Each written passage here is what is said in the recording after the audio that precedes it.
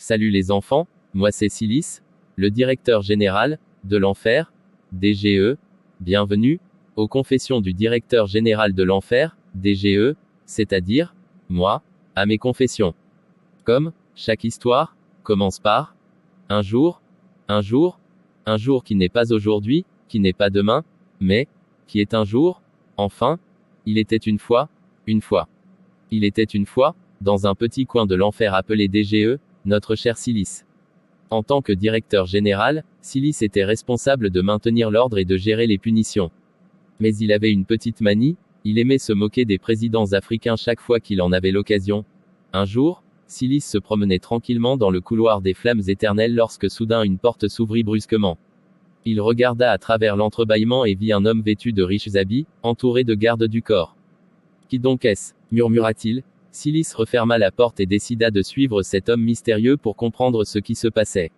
Il se faufila furtivement derrière lui et finit par entrer dans le bureau présidentiel.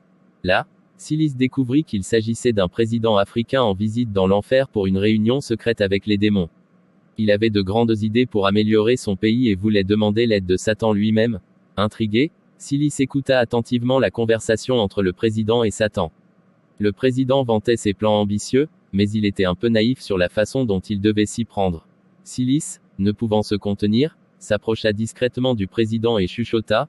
« Monsieur le Président, je pense que vous devriez commencer par construire une autoroute, directement vers l'enfer. » Quoi ? S'exclama le président, surpris. Silice se mit à rire aux éclats et dit, « Imaginez tous les avantages que cela apporterait à votre pays.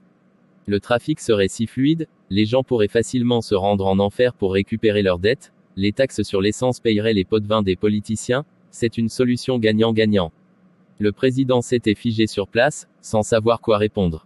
Les démons autour d'eux étaient hilars, ne pouvant plus se contenir. Silice, satisfait de sa farce, quitta discrètement la pièce, laissant le président ahuri et confus derrière lui. Depuis ce jour, Silice s'est fait une spécialité de piéger les présidents africains qui visitaient l'enfer pour obtenir des faveurs spéciales.